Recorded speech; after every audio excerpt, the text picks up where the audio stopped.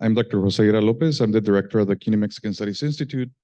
Our institute is actually a CUNY-wide institute, but we're housed here at Lehman College. You've probably seen us around. You've probably seen our presence, the big Olmec head and some murals over here. That's part of the Mexican Studies Institute. We're very happy to have today, we just finished, well, let me backtrack. We just finished our International Book Fair, the New York City International Book Fair. We had an event starting Thursday, Friday, Saturday, and Sunday. And we are very happy to have here at Lehman College, Eugenia Sicabo. And also we're gonna have this conversation moderated by Professor Ulises Gonzalez. And I will not take more time, so I would I'll give the microphone to Professor Ulises Gonzalez. Please welcome them with a big round of applause. Bueno, Eugenia, bienvenida a Lehman College. Te presento a mis maravillosos estudiantes de periodismo. Creo que la mayoría son estudiantes de mi curso de periodismo. It's my wonderful students from my journalism introduction. Was multilingual journalism class, right? I said that it's about the different communities who live here. Then we talk about newspapers that publish in Spanish, in different languages, because the Bronx is a mix of different communities. And most of them, I told them to come because it's going to be a great experience to meet Eugenia Sicabo. I was a little bit scared of interviewing you because I started watching some videos and you did so many things and you covered so many things about something I love, that is literature from Argentina. But also I asked somebody who is from Buenos Aires, Teodelina, and Teodelina told me she's in her 40s. I said, no, I don't know Eugenia, but let me ask my uncle who is a writer. And the answer was, oh, es una grosa. Like, she's great. And she knows a lot, and she has a lot of Instagram followers. That's something I was telling my students before. They need to know that journalism is not an easy career, but could be exciting, but depends on the journalist to look for a field where she or he feels comfortable and create its own field. Then I'm going to start asking, I know we're going to... Muchísimas gracias, antes que nada, Sí, sí. y muchas gracias por haber venido. ¿Casi todos comprenden bien el español? Little bit? Okay.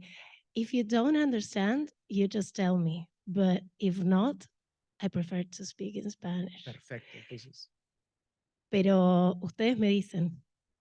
Sí, yo me siento muy cómodo hablando en español contigo y prefiero, hace algunos años tuve la experiencia de traer a Juan Villoro y Juan Villoro preparó un discurso en inglés y yo sentí que casi todos los estudiantes podían haber entendido en español, pero claro, había 3 autoridades de Lehman que solamente hablaban inglés y sentí que se perdió mucho. We lost a lot because it was in English and hopefully... In English, I'm so simple. All the things that I can really show and say and stuff, they are lost. Then, vamos a comenzar entonces en español y si creo que hay algo que ustedes deberían saber, voy a tratar de traducirlo al inglés. Bueno, ya dije algunas cosas de lo que me ha impresionado de conocer lo que haces. Sé que has estudiado muchísimo, que trabajas como profesora en la Universidad de Buenos Aires y en otra universidad, la 3 de febrero, y haces muchas cosas, has publicado, eres una nerd de los libros, te gustan los libros, estás en muchos eventos culturales, participas en las ferias de libro, conoces a mucha gente, has entrevistado a autores norteamericanos como Paul Auster y autores internacionalmente conocidos. Entonces, tu trabajo, haces muchas cosas. Les decía que ahora, después de eso, tienes que entrevistar a una escritora en Manhattan. Entonces, you work a lot. Entonces, haces muchas cosas. Entonces, ya dije algo, pero dinos tú, Eugenia Sicabo, how you consider yourself. ¿Cómo te consideras? ¿Qué es lo que haces? ¿Qué es lo que te gusta de tu trabajo como periodista? ¿Qué es lo que no te gusta? Primero me encanta hablarle a estudiantes de periodismo, porque fue mi primera carrera. Cuando yo terminé el colegio secundario, tenía una vocación que era muy clara, que era que quería ser periodista. Había hecho unos intentos de radio en el colegio con unas amigas, pero al mismo tiempo empecé a estudiar sociología. Hay algo acá que tengo que aclarar. En la Argentina, en las universidades, hay universidades privadas y pagas, pero las mejores universidades son públicas y gratuitas. Entonces, biografías como la mía, esto de una nerd que me reconozco como tal desde que era muy pequeña, yo empecé a estudiar 2 carreras al mismo tiempo, porque vivía con mis padres y a la mañana estudiaba periodismo en la Universidad Católica y a la tarde estudiaba sociología en la Universidad de Buenos Aires. Y esa doble formación, muchos años después, creo que fue una gran inversión. Saber de algo más que el oficio periodístico, que puede ser ciencias políticas, agronomía, lo que quieran, digo, pero saber de algo más, además del oficio, a mí me resultó una gran herramienta. Y en un mundo tan cambiante, en donde las competencias laborales cada vez exigen que sean más múltiples, la vocación periodística y el hacer periodístico es muy plástico, porque yo empecé haciendo periodismo social y periodismo político, y después, porque soy muy lectora de ficción, empecé a trabajar en una revista cultural y empecé a escribir reseñas y críticas de libros en un periódico, en el diario Perfil. Y entonces se fue haciendo como en paralelo una carrera que después además auné con mi carrera como socióloga, porque empecé a dar clases en sociología de la cultura. Entonces, estas ganas de leer como lectora raza, loca por los libros, la vocación de comunicar también, que es importante. A la hora de comunicar, yo empecé a hacer televisión hace 12 años, ya tuve 3 programas de televisión como conductora, y entrevistando a figuras nacionales, internacionales. Siempre pienso cuál es la mejor manera de convidar ese contenido, que hay que comunicarlo de manera tan diferente según el medio que uno elija en donde va a comunicarlo.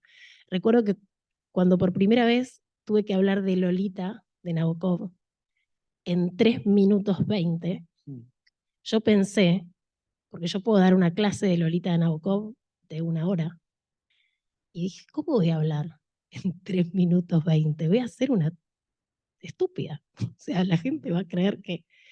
Y no, que bueno, a la 1, a las 2, ¿qué es lo importante? Si no leíste Lolita de Nabokov, si la intención es llegar a un público más masivo, como en este caso es la televisión. Así que fui aprendiendo con prueba y error a ver cuál es la mejor manera de comunicar en los distintos medios, incluyendo las aulas universitarias, ¿no? Que es otro el contrato, que es otro el tiempo, por suerte, es otra la escucha. No es lo mismo dar una clase de 2 horas que un posteo de Instagram, claramente. Pero a veces el contenido es el mismo o se refiere al mismo libro. Y para mí es todo un desafío poder traducir a los distintos lenguajes ese contenido que yo quiero comunicar. Sobre todo porque los libros que a mí me conmueven, me vuelvo un poco evangelista de esa literatura que me conmueve. Quiero que conmuevan al mundo. Y lo que me está pasando con la literatura latinoamericana, escrita por mujeres especialmente, no tuvo que ver con una agenda previa, no es que nadie me dijo tenés que ponerte a leer esto, pero me puse a leer a escritoras de Ecuador, de Uruguay, de Brasil, de Chile, de Colombia, de México, y dije, wow, acá hay unas estéticas y unas búsquedas artísticas y una narrativa y una capacidad de poesía y unas temáticas que no aparecen en las escrituras con las que yo me formé, que son más anglosajonas, que son más escritores norteamericanos y escritores británicos o europeos.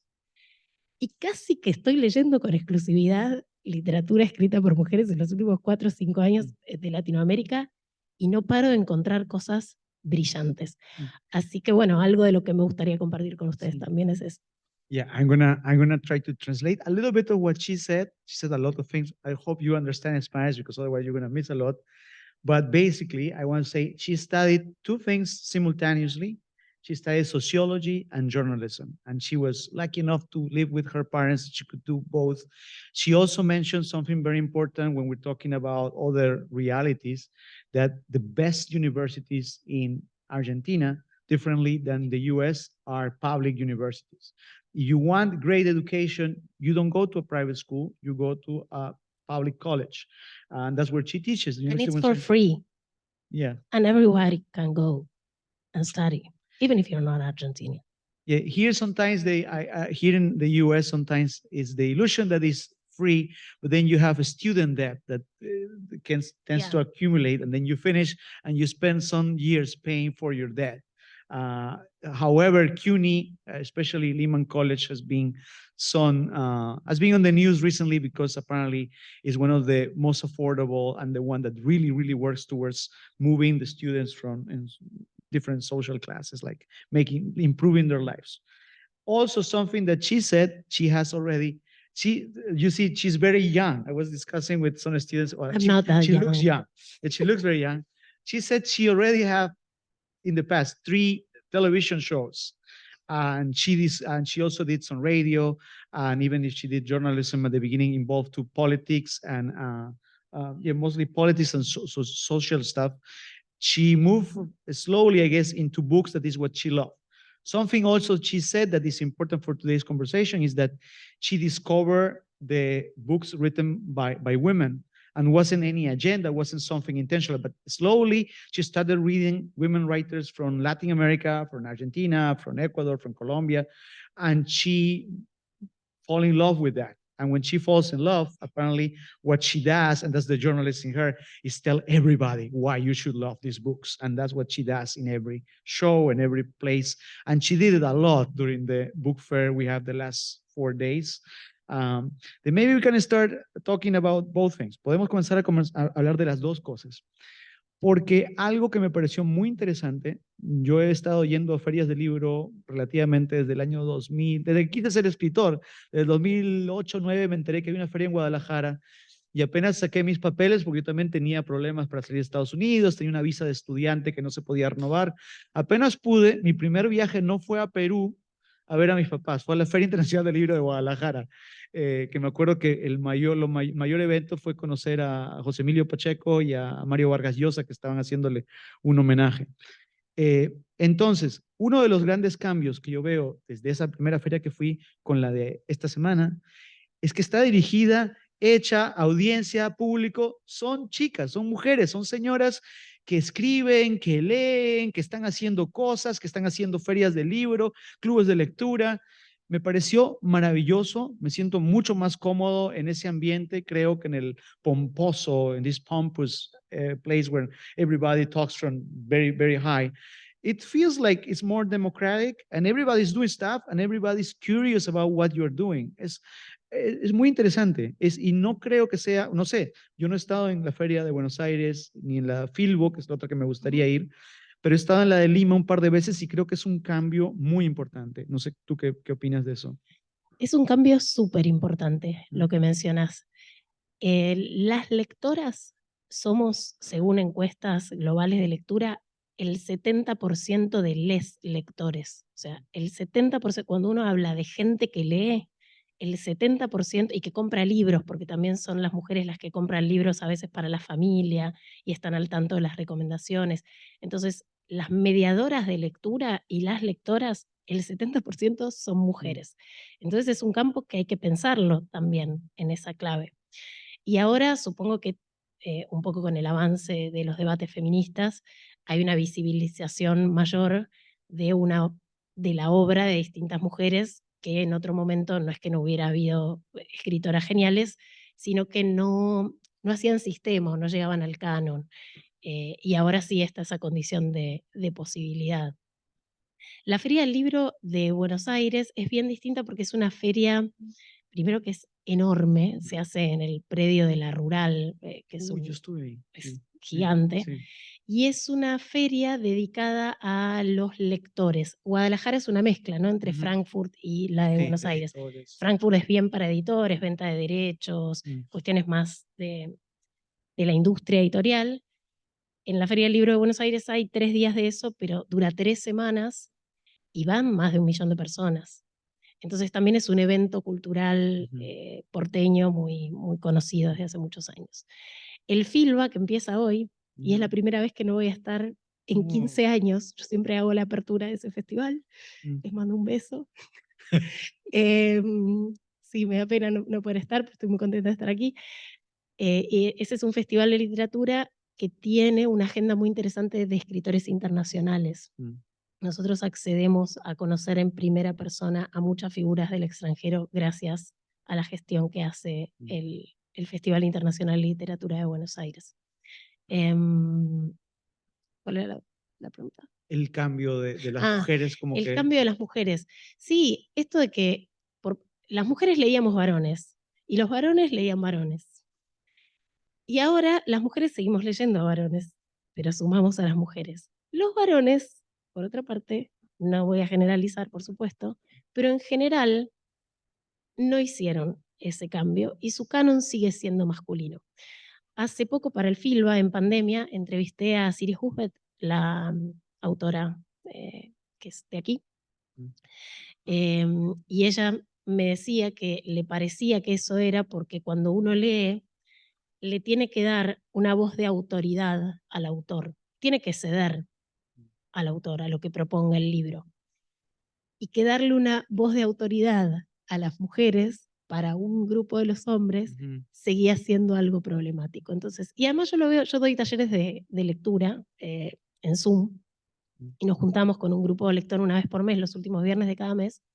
Y cuando propongo un libro de un autor varón, eso es de literatura universal contemporánea. Puede ser Michel Houellebecq, puede ser Paul Auster, puede ser Julian Barnes o puede ser Patricia Highsmith.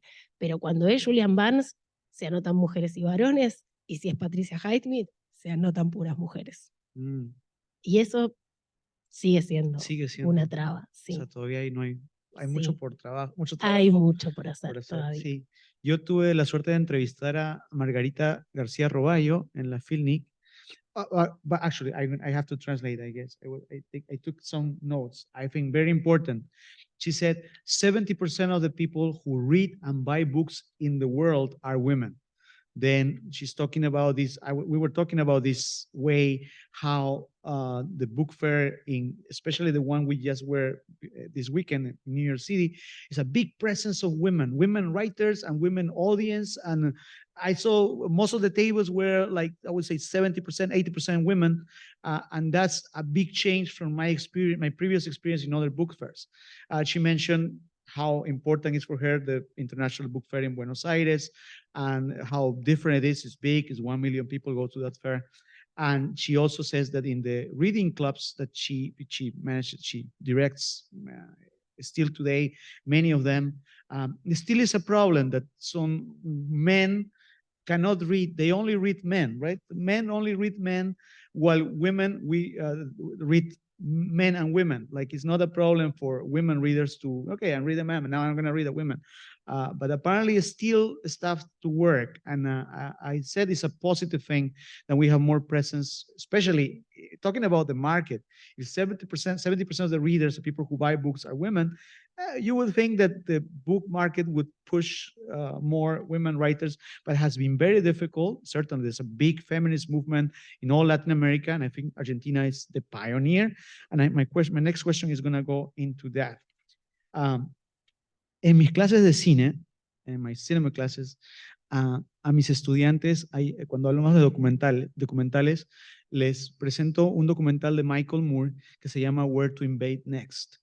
Basically, Michael Moore goes to different parts of Europe, basically, and it's kind of like he's playing to invade and take something from that country that the US needs. I know in the news, en las noticias, Argentina generalmente se lleva mal, está mal presentada porque tiene problemas sociales, económicos, bueno, es infinidad de problemas, no solamente la diferencia de machismo y eso que también sucede en todas partes. But if you think the US could learn something from Argentina, you just told me about public universities. I admired literature, rock music, Argentinian culture, even television. I grew up watching some Andrea Celeste, Jacinta Pichimahuida, soap operas, shows, of course, reading Borges, Cortázar, literature, rock, of course, Soda Stereo. La primera vez que fui a Argentina con mi familia en un auto, al cruzar la cordillera con mis hermanos, cruzamos en un taxi, un remis que le llaman desde Santiago hasta Mendoza, y cuando cruzamos la frontera, when we crossed the border to Argentina, I said, and my brother understood me, welcome to the land of rock. And the driver was like, ooh, what happened with tango? It's like, and for me, Argentina was rock and roll, music, and later books. Then if you have to say something positive about what we can learn from the Argentinian experience, like I know, what would you say is done well that Americans maybe need to learn, or you would like to see every other country todos otros países que copien de Argentina, o que algo que te falta cuando sales de Argentina que no ves? Nuestra capacidad de improvisación, Mm, pero también la compartimos con muchos países latinoamericanos sí. o con países que no son estables, cuyas economías no son estables, eh, donde nada es estable. Y donde nada es estable, uno aprende que ahora la luz está encendida, pero podría no estarlo, podría cortarse la luz. Y uno sabe que tienes transporte, pero también podría no pasar el transporte porque hay una huelga o porque hay... Entonces uno tiene ese chip y es un gran chip de supervivencia, creo yo. Y además, bueno, lo que no pueden perderse son los goles de Maradona, de Messi y de Martín Palermo. Creo que eso Obvio. es como fundamental Sí, para una formación cultural integral. sí, exacto, I en mi was clase, just joking. no, in my class of history of cinema, some of you were in my history of cinema class. Every semester, when I talk about the whole history of Latin America, I tell my students, you cannot understand Latin America, especially some countries, mostly South America, but yes, some countries in Central America, Mexico for sure, without understanding the importance of soccer. And I played them the goal of Maradona contra los ingleses, el segundo, y la narración de Víctor Hugo Morales, el gol, te queremos, barrilito cósmico, de qué planeta viniste. And then we start a conversation about the importance of soccer. It's true. And that's my next question is going that way. ¿Cuál es el rol? Vamos a desviarnos un poquito de literatura y literatura de mujeres, que es lo que queremos hablar, pero ¿cuál es el rol del fútbol? Uno de mis momentos más bonitos de esta feria fue ver a Martín Cohen en el dining room, en el segundo piso, escuchando con la radio un partido de Boca, con el teléfono un partido de Boca. What's the role of soccer in your life? In my life, very important. Mm. In the life of Argentinians, very important. I don't know if you know, but we won the World Cup like really recently. Thank you. We are very proud of that 3 stars. That narration that he was talking about Víctor Hugo Morales, which is a relator of soccer play, it is printed in a book, Mm. and it's just what he said, like when Maradona did that goal. So those are the implications about every manifestation of culture and soccer in my country, which we call football. So it's very disturbing because for you, football, it's another thing, another sport. La feria de Nueva York lo que permitió, bueno, además de traerlo a Martín Cohen es, además de un hincha de Boca, allá decimos termo. Termo is what you wear to serve mate. It's a very... A container, like you yeah, keep that one. Yeah. Boca termo, it's like you're so proud. You just mind about that thing. Pero la feria lo que permitió fue primero poner en conversación a un montón de narrativas. Fue excelente la experiencia de los 4 días de la Feria Internacional del Libro de Nueva York, por el nivel de las mesas, de los debates, de los temas, que pueda convivir una mesa de fútbol en donde además el tono, lo que vos decías antes, que yo no creo que sea privativo de las mujeres, porque este ejemplo justamente va en contrario, que no hablaban desde la torre de cristal. Digo, gente de España, de Argentina, de otros países de Latinoamérica, estaban para compartir ideas, no para medirse, sino para hablar desde un lugar y construir desde un lugar común. Eso sí me parece muy, muy valioso. Hubo un momento de la literatura argentina, al menos a finales de los 90, a principios de los 2000, que yo empecé a trabajar, que era muy de la envidia del otro, de no... de más de la crítica que de la recomendación. Digo, no digo que no pueda seguir existiendo la crítica literaria, pero a la hora de hacer difusión, me parece que sí, que hay una camaradería mayor en el último tiempo y se súper notó. No que no haya habido conflicto. En la mesa de cierre que Uf, yo oh, coordiné, Volve- hubo un momento súper después te voy álgido, a preguntar una sobre eso, sí. conversación muy dura entre dos Sí. participantes, pero eso tiene que ver con el debate intelectual, con el debate de ideas, con la Sí. confrontación, y eso también lo Y permitió con Gabriela la Wiener, Feria que del le Libro de gusta, Nueva York, que le y gusta con Gabriela Wiener que le Sí. gusta pelear. Sí.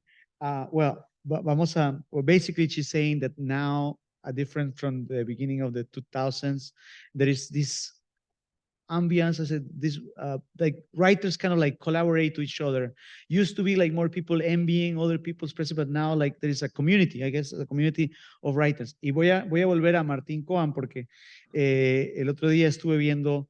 Es un gran profesor universitario. Yo me he Además, colado es un genio. en O sea, clases de Martín Martín. Cohen es un genio, es un cerebro privilegiado. It was kind of fun to see him like walking around just with his boca scarf. Es un genio. Martín Cohen, if you have the chance to read him, or maybe just go on YouTube and look at his, I have the pleasure. Yo estaba en el taller de, actually my passion for recent Argentinian writers came from being in this, listening to this podcast. Actually, it's from Buenos Aires Radio, Tachame el Nobel con Pedro Mairal. Durante la pandemia, I don't know, we all went through the pandemic. We all tried to survive these months of being isolated. Yo encontré una recomendación, Fernanda Trías, que es una escritora uruguaya que admiro, que aparte estudió también acá en Nueva York, amiga, le he publicado algunas cosas en una revista literaria que tengo. Ella recomendó un libro, Maniobras de Evasión, que es una colección de crónicas de Pedro Mayral. Entonces yo me pedí el libro, como no había nada en qué gastarse la plata, dije, bueno, voy a comprar un libro, voy a pagar $30 por un libro que viene de Argentina. Llegó y Pedro Mayral, me encantó el libro, comencé a buscar online y encontré un programa de radio que se llama Tachame el Nobel, donde entrevista a muchísimos autores argentinos, porque going back to the idea of community, basically he's promoting other writers from his own generation, and it's great, it's amazing. First, because all of them are amazing writers, and second, you're creating a more powerful entity by just not just about Pedro Mayral, it's all these people who are making something together. Entonces yo me enamoré de la obra de Fabián Casas, después encontré también la inquietud, encontré a Marina Mariach, conseguí libros de Marina Mariach, me fascinaron, pero leí mucha literatura argentina. Me hice socio de Orsay, soy socio de la Uruguaya, y me llega... ¿Sos socio productor de la Sí, película? claro, sí. Inventaron una nueva manera de producir cine de manera colaborativa.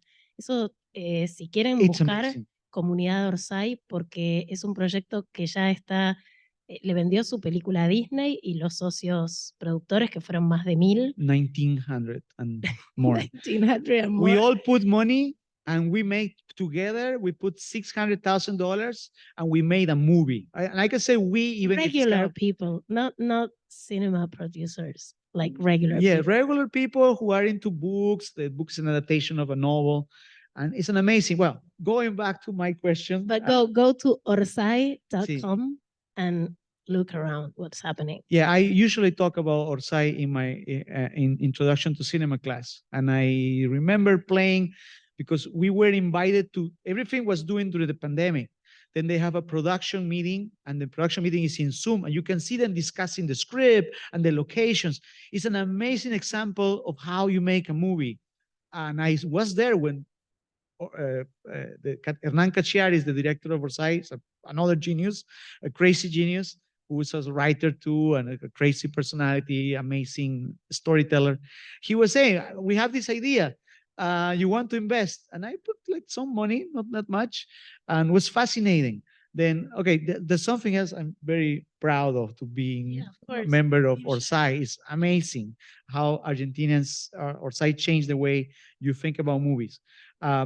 Okay, but my question was more, it's connected to the idea of more women writing literature, a Martín Cohen. En la película El Suplente, Juan Minujín lo llama a Martín Cohen el destructor de la nueva narrativa argentina. Claro, algo que Cohen se resiste, pero es cierto, es crítico, es una persona crítica, es imposible no juzgar a los demás de alguna manera y ser de repente en algunos casos un poco más estricto con el tipo de escritura que se hace. Sin embargo, me interesa la idea que nos desarrolles, que nos expliques un poco qué cosa es la nueva narrativa argentina, porque sí es cierto, hay muchas mujeres escritoras, hombres también, pero por algún motivo, de repente por estas corrientes feministas, las mujeres tienen mucha más presencia. El día de la feria, I hope you were there, we were all together to see Samantha Schweblin talking to Eugenia in the auditorium of the King Juan Carlos Institute in NYU. It's kind of funny to say King Juan Carlos, but that's the name. It's like, yeah, KJCC Center, NYU. But was placed a little bit, maybe a little bit smaller than this or bigger, but was crowded. People were outside, people were like on the walls to see an Argentinian writer who 10 years ago was kind of like this modest person going from festival to festival. I saw her, I remind her that I saw her in New York in McNally Jackson. Then she, Schweblin, and Mariana Enriquez, maybe, and I'm many other writers, but I just came with these two names.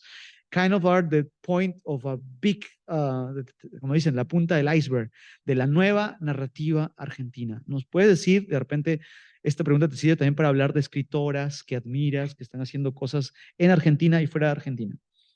Sí, claro.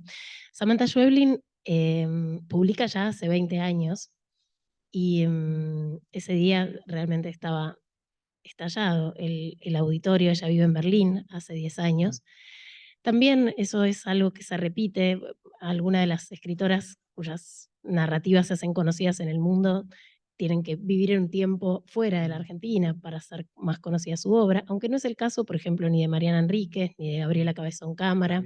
Ahora sí es el caso de Fernanda García Lago, que está viviendo en Madrid. Digo, España sigue siendo un centro de decisión importante y de mayor visibilización de quienes escriben en español, sobre todo para la circulación después a nivel mundial y para conseguir traducciones y demás. Para mí, dentro de este panorama de nueva narrativa escrita por mujeres, es fundamental Samantha Schweblin. Samantha Schweblin fue cuentista durante mucho tiempo hasta que sacó su novela Distancia de Rescate. Ella juega con una hibridez del género realista y el fantástico, entonces son cuentos o novelas en donde el contrato de lectura es muy ambiguo y eso para mí me parece muy atractivo como lectora porque hay muchas capas de sentido y hay muchas lecturas posibles. Por ejemplo, su novela Distancia de Rescate puede ser leída en una clave realista o en una clave casi fantástica, y las dos funcionan, e incluso funcionan con ingredientes de una u otra línea en donde uno quiera analizarlas. Tiene cuentos maravillosos, es como una orfebre, una artesana del cuento, no sobra ni una palabra, sus remates son perfectos, hay un trabajo muy minucioso con el lenguaje. Lean a Samantha Schweblin. Lean a Samantha Schweblin. Leanla.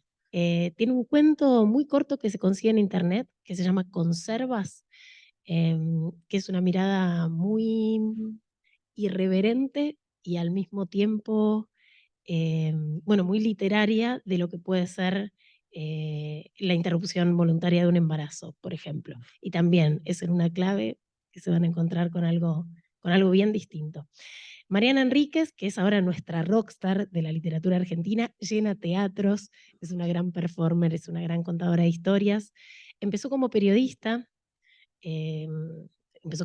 muy joven en un diario muy conocido ya, que es Página 12. Publicó cuando tenía apenas 21 años su primera novela. Después estuvo un tiempo sin publicar y también fue conocida por sus cuentos. Es una escritora contemporánea de terror. Y sus cuentos de terror, les recomiendo mucho los de su primer volumen que se llama Los peligros de fumar en la cama. A mí me parece tan raro hablar de estos libros y no poder hacer así y levantarles los Please. porque es lo que yo hago Yes, Google Eugenia and you'll see tons of videos where she talks about books and interviews. Me gustaría authors. poder hacer así y tener Los peligros de fumar en la cama de Mariana Enríquez. Por ejemplo, ahí para darse cuenta del estilo de terror en el que escribe, hay un cuento que se llama El carrito. Ella piensa, ¿cuál es el peor terror de la clase media argentina. Ser pobre es el peor terror. Entonces es un cuento que es como un conjuro. Es un hombre, un homeless, que va con un carrito y la gente del barrio lo trata medio mal y lo termina echando del barrio y solo una familia lo trata bien y conversa con él. Entonces cuando se va del barrio le lanza un conjuro al barrio. ¿Y qué va pasando? Cada una de las personas, a uno le roban, a otro se queda sin los ahorros, a otro se les incendia la casa, menos a la familia que lo trató bien. Pero está tratado como un cuento de terror, dentro del género de terror. Y después tiene una novela maravillosa, ambiciosa, a la altura de su ambición, que se llama Nuestra parte de noche, Our Share of Night. That novel, you can get it in English if it's A lot better of for books you. by Enriquez they are translated. Schweblin too. You can find an English translation. Y esa novela, Nuestra parte de noche, crea un universo autónomo, tiene un montón de fans en el mundo, le mandan fan art, hacen de sus personajes tatuajes, lapiceras, Max. Es como un fenómeno que ya excedió el mundo del libro, los personajes de Nuestra parte de noche, y también juega con una logia de gente que quiere conseguir la vida eterna, pero no es una logia religiosa, sino que es una logia que tiene una base material, capitalista, y también están los desaparecidos de la dictadura argentina. Entonces, hay una mezcla ahí del terror, del género del terror y del terrorismo de Estado, que es otro tipo de terror. Entonces, hay cosas muy argentinas y muy latinoamericanas y al mismo tiempo, bueno, una tensión y unas escenas espeluznantes que ahí no quiero spoilearles, porque realmente genera unos climas, da mucho miedo, Our Share of Night. Después hay dos escritoras que yo no quiero dejar afuera. Una es Camila Sosa Villada. Camila Sosa Villada es una escritora trans que ya va por su quinto libro publicado. Tiene una novela que me parece muy representativa de su escritura que se llama Las Malas. Las Malas sigue la vida de una chica travesti y de su experiencia de prostitución en un parque de la ciudad de Córdoba, que es una provincia de mi país. Y también tiene un coqueteo con el realismo mágico, porque hay algunos personajes a los que le salen plumas, y hay una travesti que puede darle de mamar a un bebé que encuentra en ese parque, y hay problematizado también algo que en general para mí queda por fuera de la representación, que son los varones que salen con mujeres trans, que ellas los llaman los hombres sin cabeza, con mucho humor, también con mucho manejo de la jerga de la calle, pero, pero transportado a un lenguaje literario. Y otra de las escritoras que estuvo participando en la Feria Internacional del Libro de Nueva York es Gabriela Cabezón Cámara. Gabriela Cabezón Cámara, para mí, inventó Es impresionante. un estilo nuevo, que es una mezcla de gauchesca, que es parte de la tradición literaria argentina, con un habla del gaucho, que es el hombre. How It's do you like say the a cowboy? cowboy. It's the It's like the cowboy, cowboy from the plains, but it's the cowboy from the Pampa de Argentina. but he has a very special way of speaking, It's not particular. cutting the words and new words. Well. Y con muchas referencias a la cultura pop, Sí. muy contemporánea. Tiene una novela que para mí no se la pueden perder en su versión de novela gráfica, que se llama Bella, Bella like beautiful, but with a Y, Bella, que trata justamente de una chica víctima de la trata de personas. Una joven que va caminando por la calle, la secuestran, la meten en un auto y la llevan a lo que se llama ya un puticlub. Y te muestra cómo la prostitución forzada es casi una forma de tortura, ¿no? Es como un campo de concentración por otros medios. Y eso está contado en verso, mezclando referencias a Kill Bill y con referencias al inicio de la literatura argentina. Entonces, ahí sí hay como muchos niveles de lenguaje y un trabajo con la palabra fascinante, ¿no? Ahora tiene una novela nueva, estamos esperando. Sí, la vi. Romance de la Negra Rubia también es una novela muy interesante de ella. La más conocida, que creo que es la que está traducida al inglés, es La China Iron, Sí. The Adventures of la The China Iron. Adventures of... Está en inglés también. Gabriela Cabezón Cámara es extraordinaria. Y déjame, Sí. te interrumpo porque no sé si me imagino que sí. A mí dos autoras argentinas que me fascinaron y me quedé pegado a todo lo que escribían. Una de ellas es Leila Guerriero, que no es necesariamente, ella hace no ficción.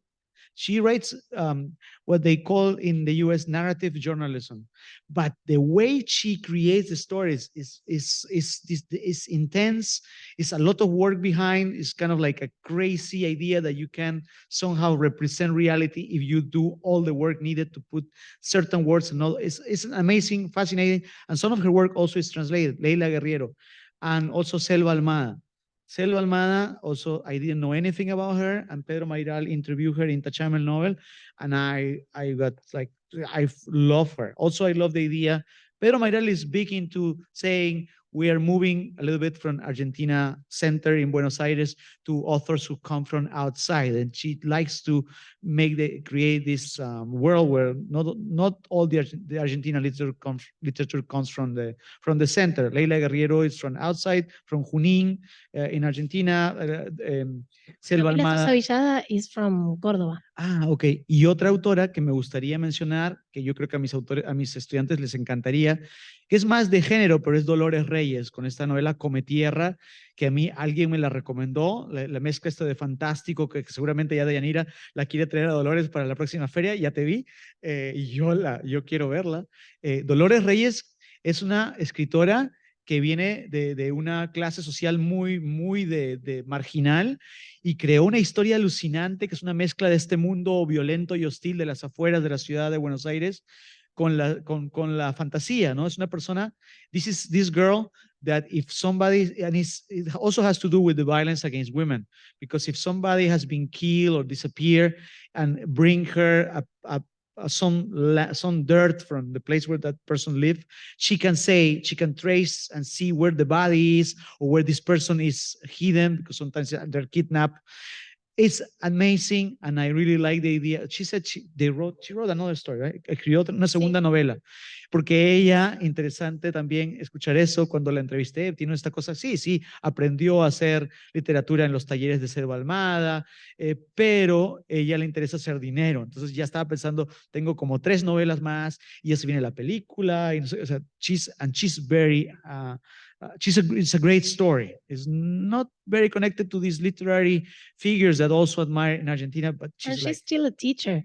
That's true. At regular school. And she learned from reading other writers. And yeah, but I consider also, even if it's like a genre author, es parte de la nueva narrativa argentina como Selva Almada, como... And she also captures a way of speaking of the conurbano, which is the surrounding areas of Buenos Aires, and turn it into a literary style. Yes, that's true. Well, I guess that's the work with Talleres, que hablaba, Samantha Schweblin hablaba que los argentinos tenemos tienen, Yeah. ya me gusta, soy parte. He wants Los to be part of argentinos us.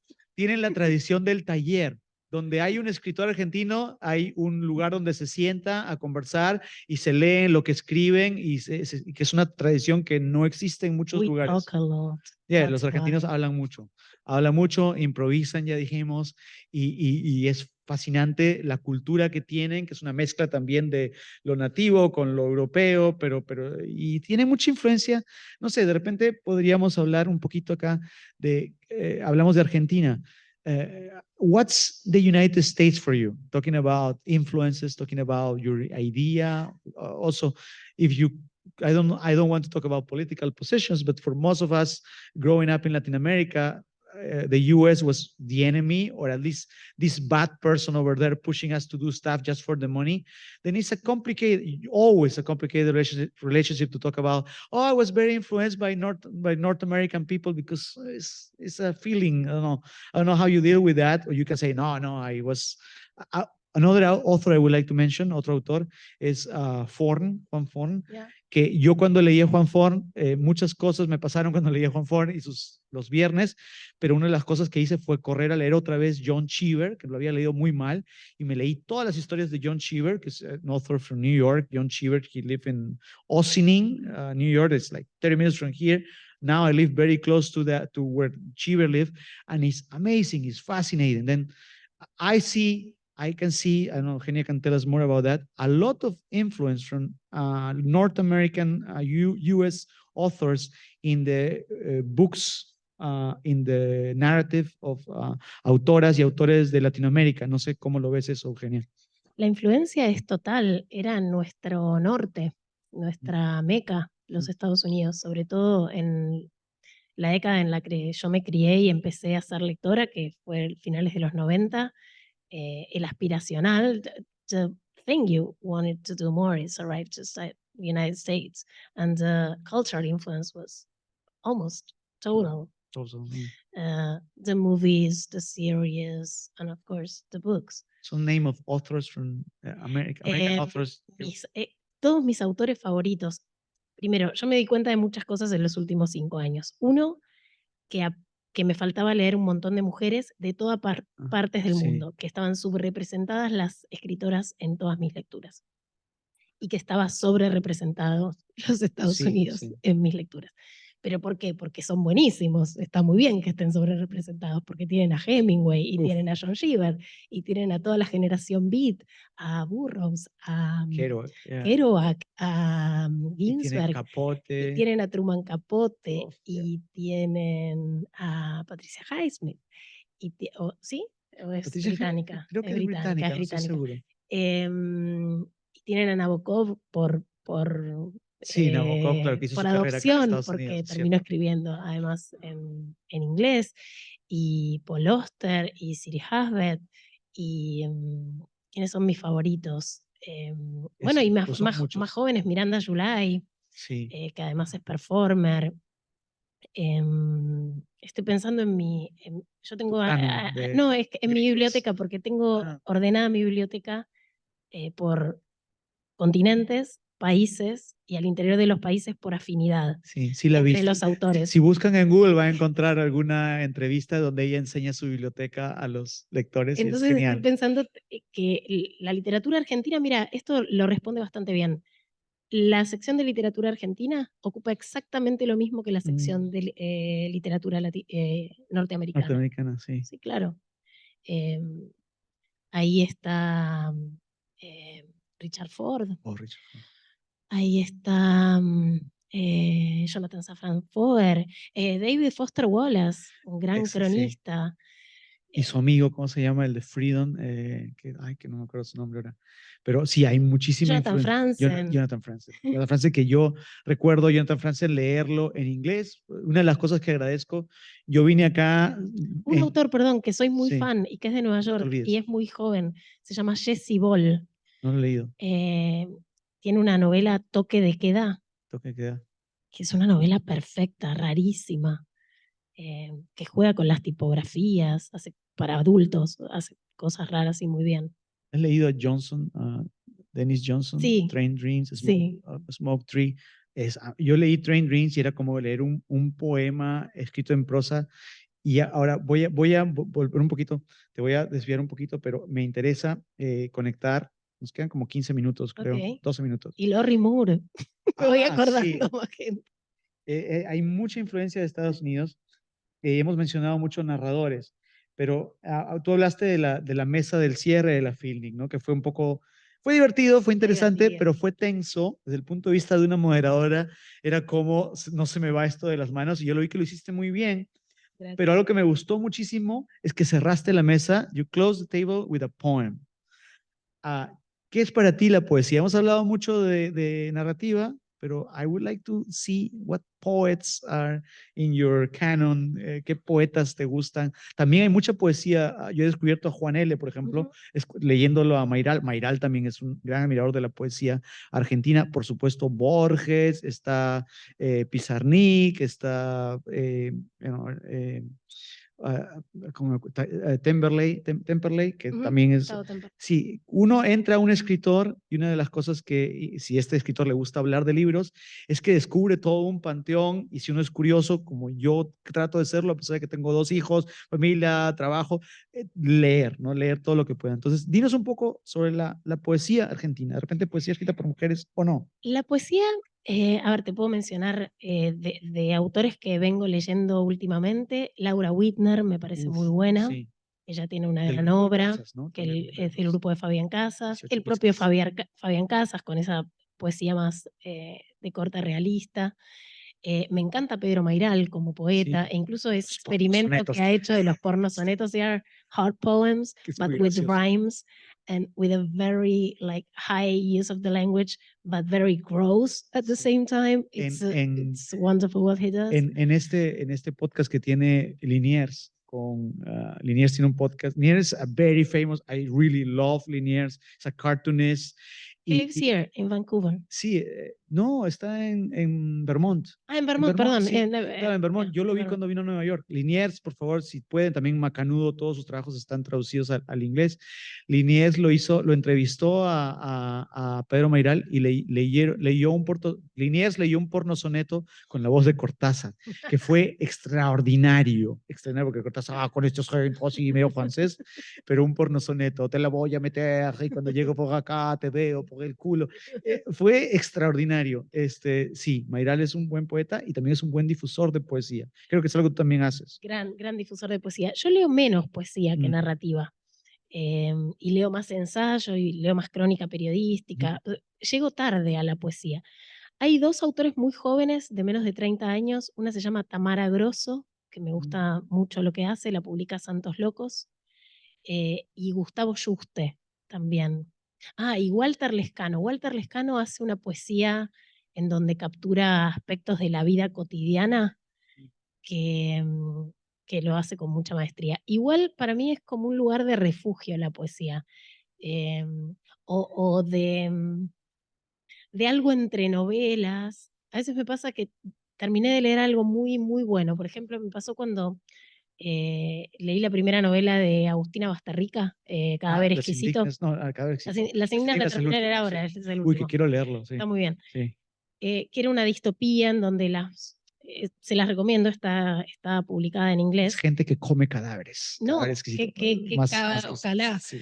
No, es un mundo postapocalíptico en donde los animales pasaron a ser tóxicos para los humanos.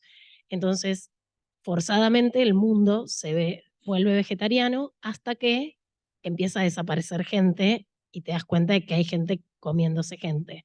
Entonces, a nivel mundial, se acuerda empezar a criar personas para consumo humano y la llaman carne especial. Entonces pasa a haber granjas en donde crían gente, solo que la distancia, como si la humanidad la distancia entre la humanidad y lo animal estuviera en el lenguaje, les cortan las cuerdas vocales. Es una novela que para mí va a ser una película en cualquier momento y va a ser un furor. Bueno, tomada por ese universo muy tipo The Road de Cormac McCarthy, claro. de cosa Ahí está la influencia gringa apocalíptica también. y demás. Bueno, Cormac Sí, McCarthy. sí, Exacto. es más que gringo. Bueno, ¿qué leer después de eso, no? Quedás choqueado por una estética, por una poesía.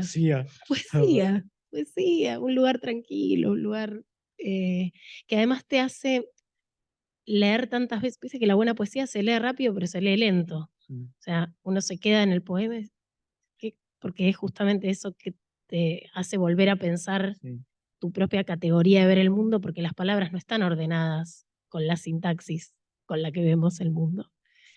Entonces, ese desafío hace que como lector tengamos que bajar de revoluciones y me gusta A mí eso. me encanta mucho escuchar el podcast que tiene Fabián Casas con Marina Mariach, que leen poesía argentina. Recuerdo que una vez leyeron un poema de Roberta Yanamico, ¿puede ser? Y me quedé, wow, ¿cómo? Y investigué un poco, y hay muchísimos escritores que hacen poesía en Argentina muy interesantes. Bueno, y la propia Susana Tenon, que ella falleció, pero de ella es el poema, la antología que leí en el cierre de la feria. Claro, la mencionaste, sí. O sea, una de las cosas, the good thing is that you have a lot of things to read. The bad thing is you have a lot of things to read. It's like you can never finish. But if you are looking for some stuff to read, please check it out. Argentinian, as I said, a lot of Argentinian authors are translated. If you are into books, give it a chance. And a lot of those books are accessible. You don't have to buy them. You can get them through the public libraries. I always push the public libraries because we have a great system of public libraries in New York. Para terminar, porque nos quedan 6 minutos. En esta misma conversación entre Liniers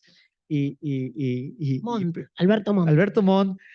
Alberto Montt, Liniers y Pedro Mayral, hablaban de otra cosa que es un poco más que yo no entiendo, pero claro, lo pusieron en el lado de los afectos, de lo inexplicable. Pero, a ver, nos hablaste un poco del fútbol. La pasión de los argentinos por el fútbol es explicable, pero el nivel de la pasión llega a lo inexplicable. ¿Cómo es posible que millones de personas se junten en un obelisco para celebrar una Copa del Mundo? O sea, tiene sentido, pero también va un poco más allá a lo real maravilloso, ¿no? Es maravilloso. Yo estaba en Perú y yo sufrí como si fuera argentino, y cuando estaban en los penales era como que yo mismo me calmaba porque decía, pero tú no eres argentino, ¿por qué sufres? Pero todo el mundo quería que ganara Argentina, la gente lo veía Messi, que era este chico que salió de la nada, que llegó a donde llegó, y todos queríamos que sea campeón del mundo.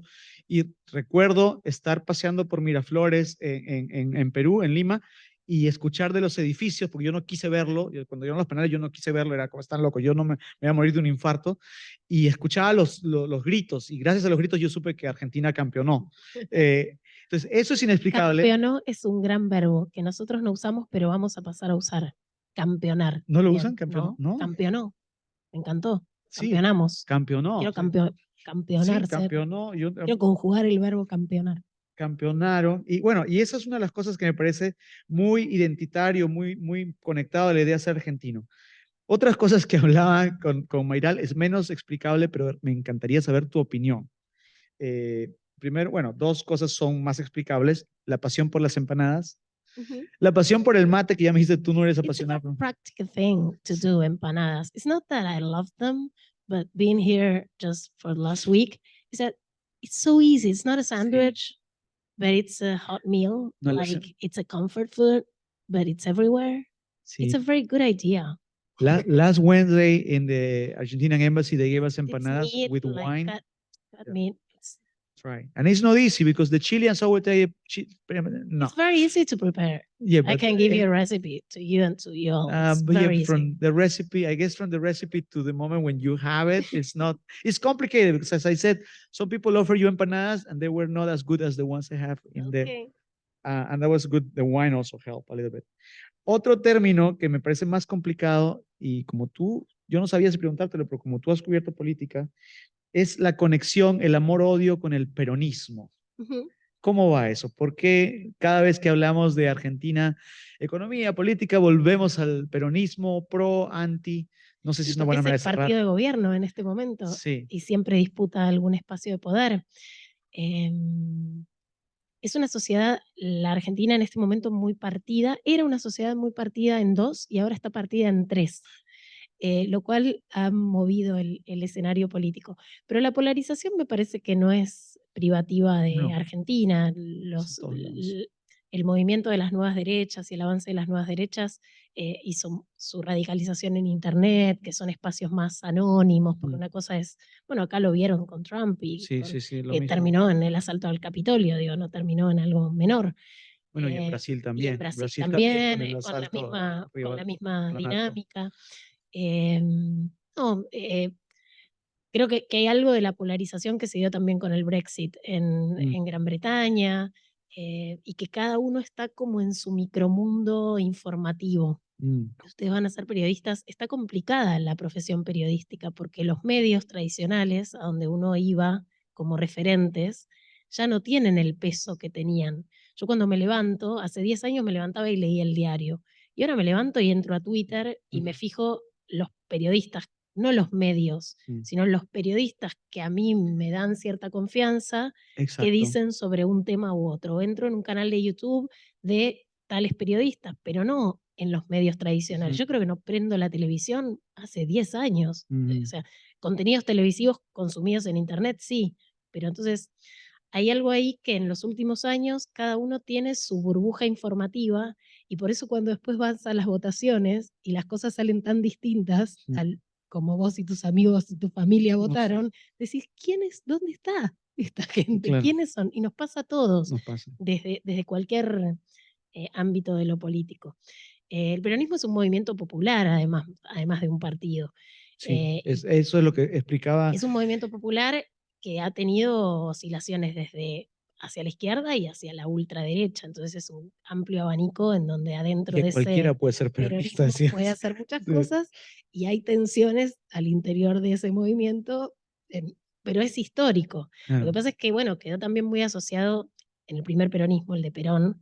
claro. Los trabajadores ganaron derechos que antes eran impensados en Sí, Argentina, como la semana laboral, las vacaciones, el aguinaldo, claro. bueno, el voto femenino. Claro, Pedro Mairal decía que era una cosa que si tú cuando vivías, eras pequeño y no tenías que comer, vino Eva Perón y te dio una máquina de tejer con la cual tu madre sacó adelante toda la familia, es muy difícil que le digas a esa persona que no sea peronista porque es una cosa que está metida.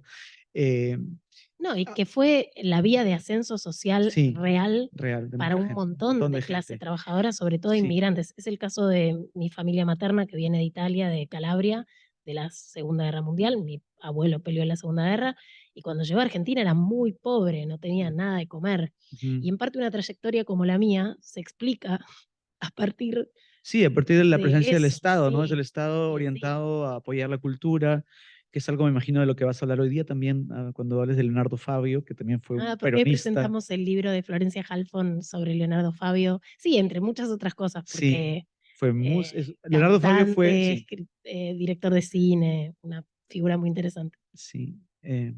Bueno, no creo que no tenemos tiempo para más. 1:16. Gracias, Eugenia. Gracias a todos Thank you very ustedes. much. Muchas gracias por la escucha. Placer. Fue un placer estar contigo y bueno, ya les digo, busquen los libros que Eugenia ha recomendado, búsquenla a ella si les interesa y espero que haya sido una buena ocasión para And if you discutir. want to ask anything, I respond DMs, not really quickly, Yeah, but I know if you some. write to Yeah, me, I mean, I'm available. yeah. It's Eugenia Sicabo, just my last Well, name. I know some of you have to go somewhere else, but if we have questions, can we stay for a little bit? Yeah, if you want to. You have any questions? You have to go. You have to go. I know, but if you anybody questions, Yeah. yes.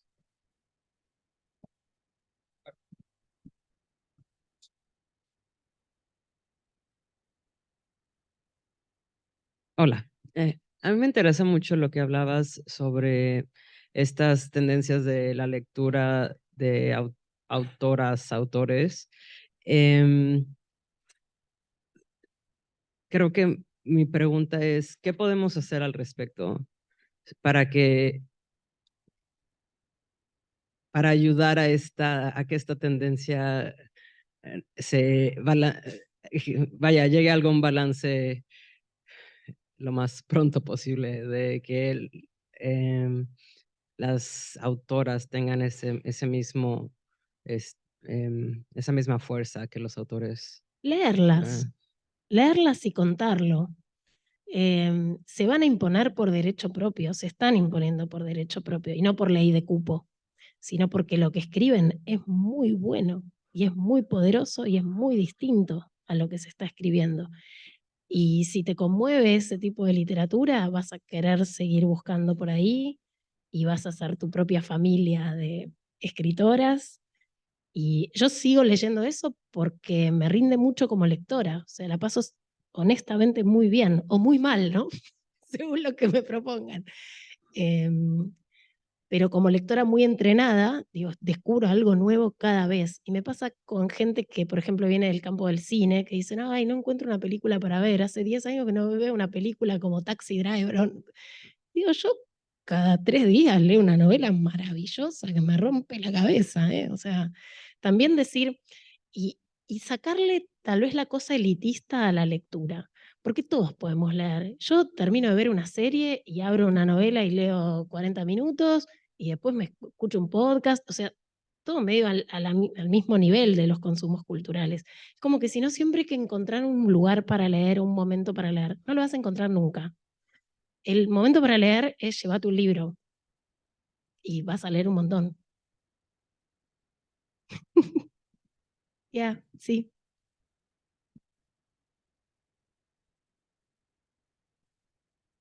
Hi, Hi.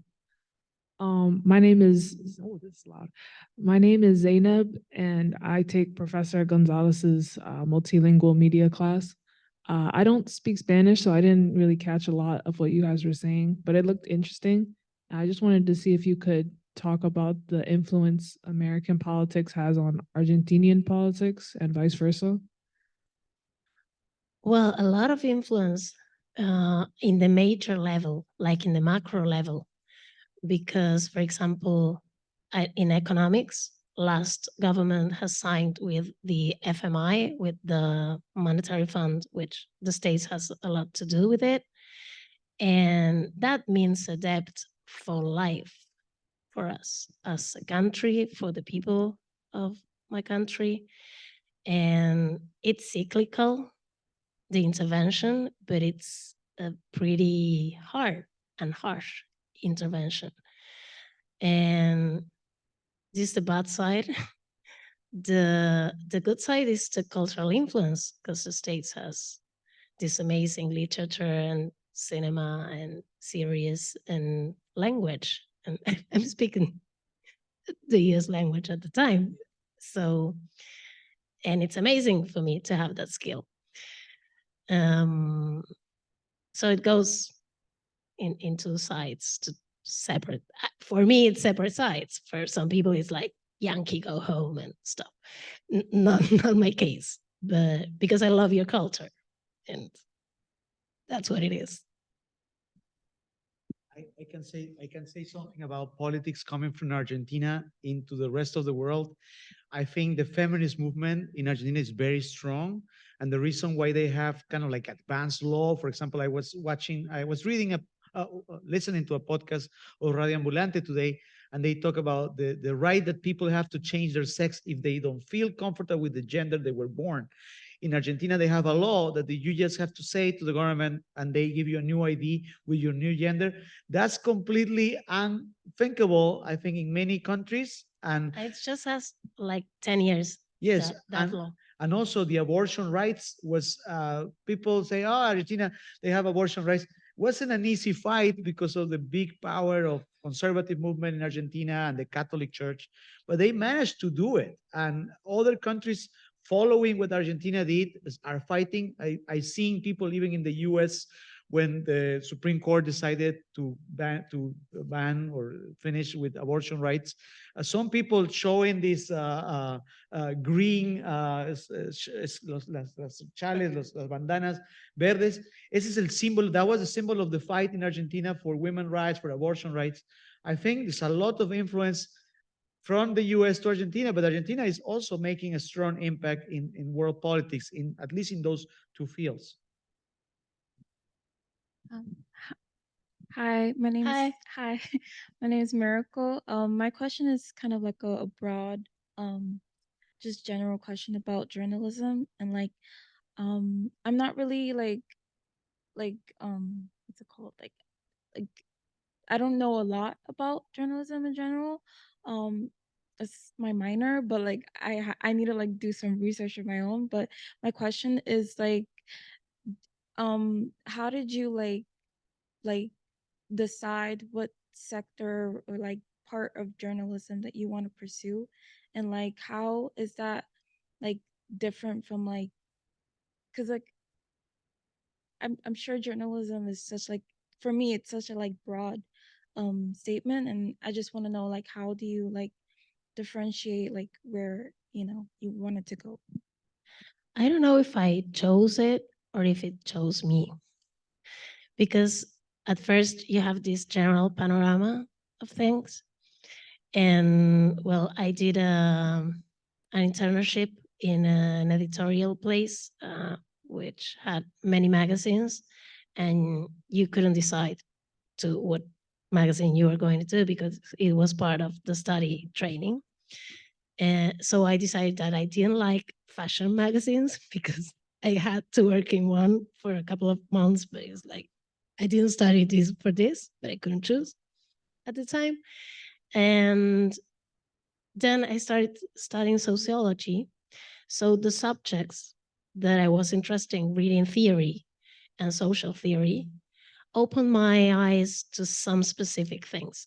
And I approached a magazine which was called, it still exists, Hecho en Buenos Aires, which is something similar to the Big Issue. These magazines which are sold by homeless people, and they have a percentage of the price. And it was a social project, but it was also a journalism project. And in there, I did lots of things, like how many bathrooms are in the city to homeless people to use? How many, well, these kind of questions that were enriched by the theory I was learning about inequality, and those things just opened my mind to see that that's what I'm interested in, like social issues at first. And then, as I am a big reader, it was so much time that I spent reading that I said, I have to do something with this, like professionally, because otherwise it's going to be an investment of time that I'm going to do it otherwise. I'm going to do it anyway.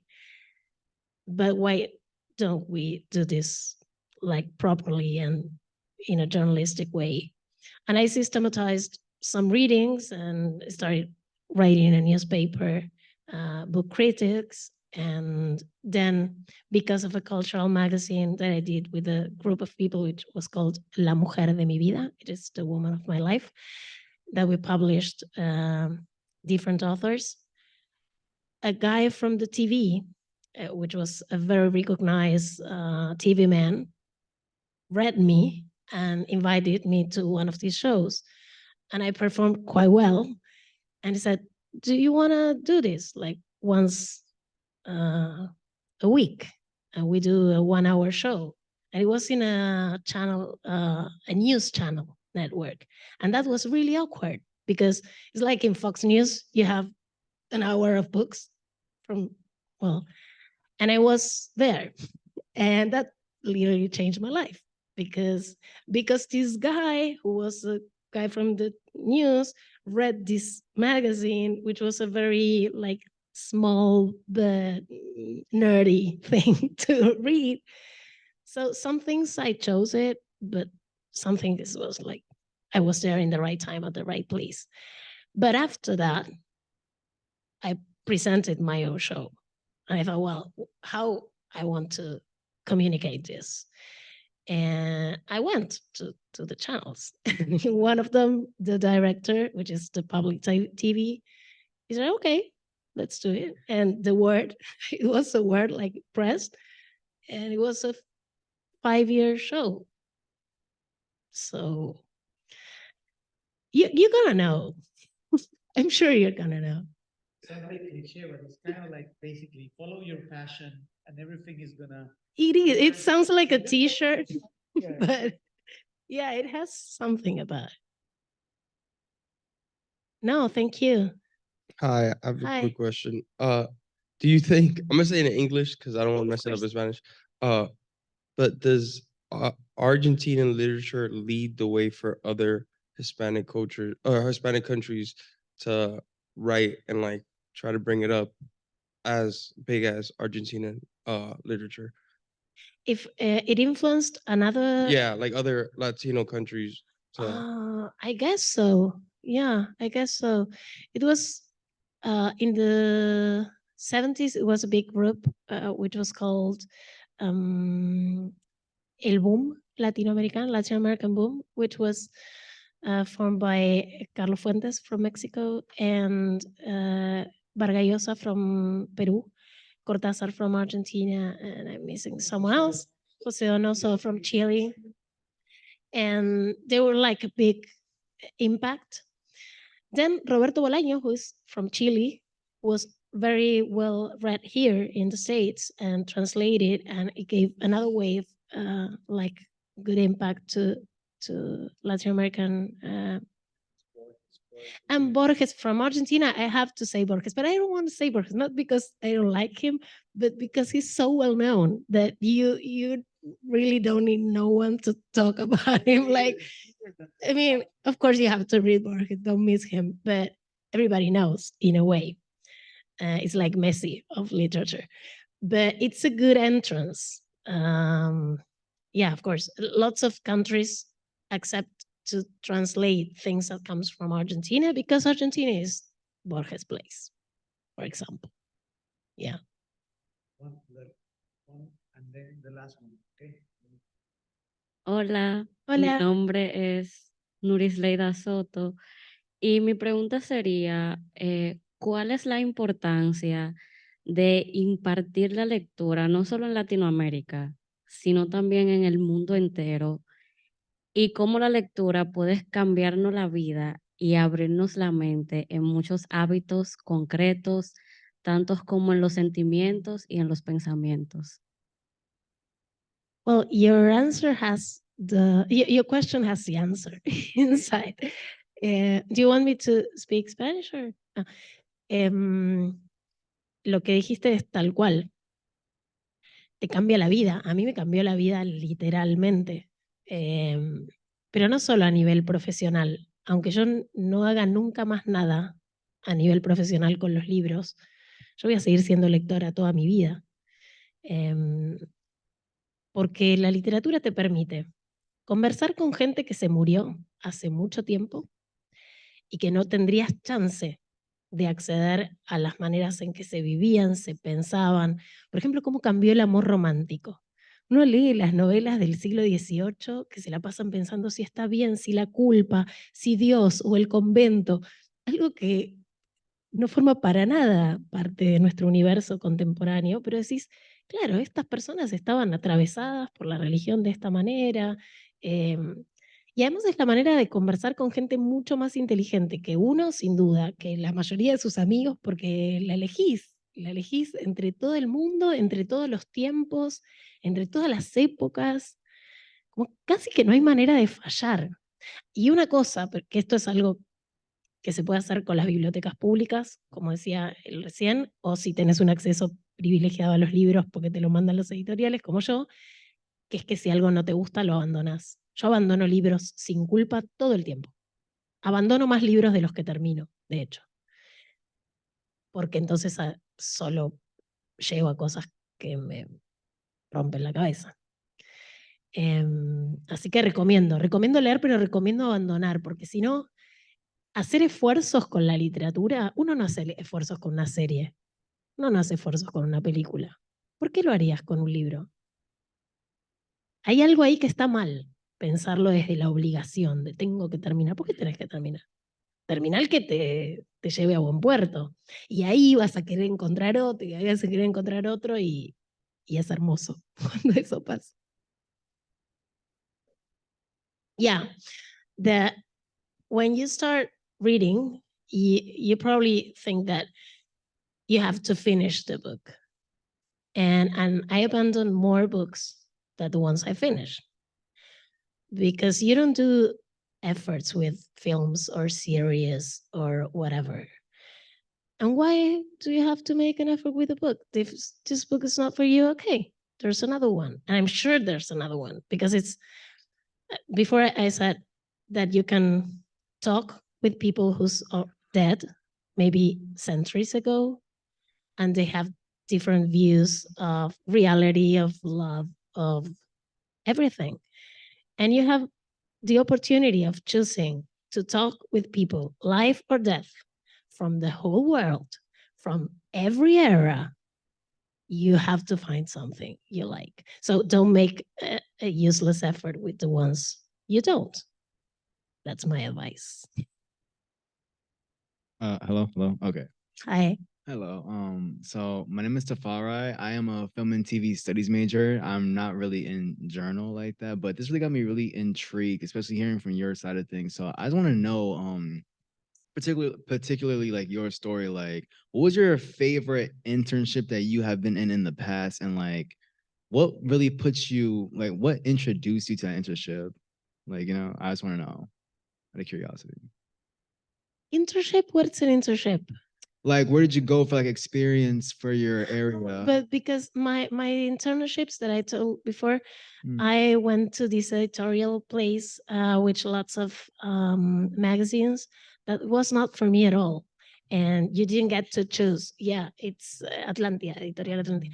They have lots of magazines, and you didn't get to choose. And the ones I was assigned to, I was not very interested in. It was fashion, and I'm interested in fashion, but not to write about it. So my first internship, but it was not really was with this homeless health magazine about social issues, which was called Hecho en Buenos Aires. I worked there 7 years, a lot of a lot of time, and that was my my get into action place. But at the same time, I started writing critics in a newspaper, in the Sunday newspaper. And so that was the first time I saw my name in print. That used to matter, like It still 15, matters. 20 years ago, it used to matter. Yeah, that was it. No, thank you. Pues Ulises y Eugenia, muchísimas gracias. Thank you so much for your time, for sharing your knowledge with us and with the Lehman College Thank you students. to all, and well, to Lisa, to your interest. Thank you very much.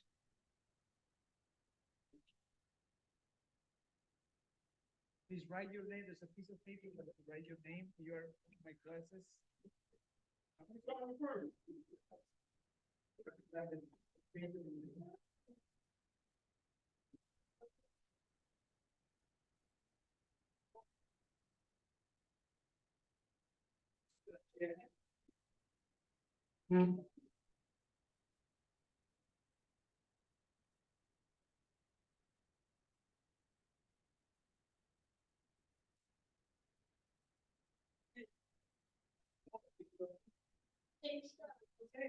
Puedes poner el background de la. Regreso.